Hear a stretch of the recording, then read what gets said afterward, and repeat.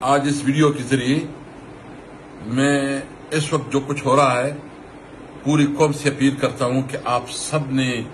ان fascist حکمرانوں کے خلاف آواز اٹھانا ہے۔ ہم آپ کو بتا رہے ہیں کہ جس طرح انہوں نے چیئرمین بیرسٹر گوہر کو پارلیمنٹ کے اندر سے گرفتار کیا، اور مجھے بہت افسوس ہے کہ اسپیکر صاحب نے بہت کمزوری دکھائی ہے۔ اس پارلیمنٹ کی تو ویسی عزت نہیں تھی، ایک جاری پارلیمنٹ ہے،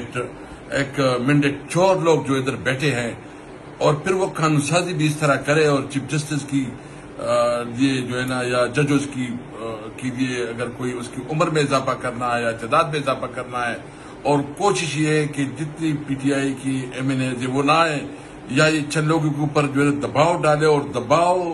سے اس سے ووٹ دلوائیں، تو یہ ایک غلط فہمی ہے۔ دیکھیں، ہم نے یہ تحریک شروع کیا ہے پاکستان کو آئین اور قانون کے لیے کہ پاکستان میں آئین اور قانون کی علمبرداری ہوگی۔ ہم اس سے پیچھے نہیں ہٹیں گے، نہ ڈریں گے نہ دبیں گے، انشاءاللہ جدوجہد کریں گے اور آگے بڑھیں گے۔ میں اپنے تمام کارکنوں سے یہ امید رکھتا ہوں کہ وہ مایوس نہیں ہوں گے، اس حالات کا مقابلہ کریں گے۔ ہم نے اس ملک کے لیے، یہ ہمارا ملک ہے، ہم نے اس ملک میں اپنے بچوں کے مستقبل کو دیکھنا ہے،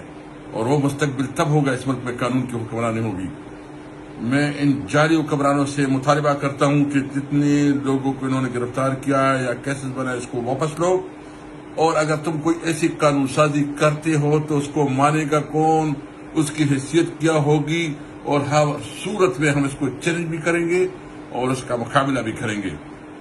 اور میں امید رکھتا ہوں کہ ہم مشاورت کر رہے ہیں، ہمیں ایک دن پورے ملک میں نکلنا ہوگا تاکہ یہ فاسسٹ حکومت، ابھی ان کے دن گنے جا چکے ہیں، ابھی اس حکومت کی مزید برداشت سے یہ باہر ہے۔ کسی طور پر نہ عوام اس حکومت کو برداشت کرتے ہیں نہ ہم برداشت کریں گے۔ ہم انشاءاللہ اپنے حق کے لیے کڑے ہوں گے انشاءاللہ ذرا عمران خان کے سامنے۔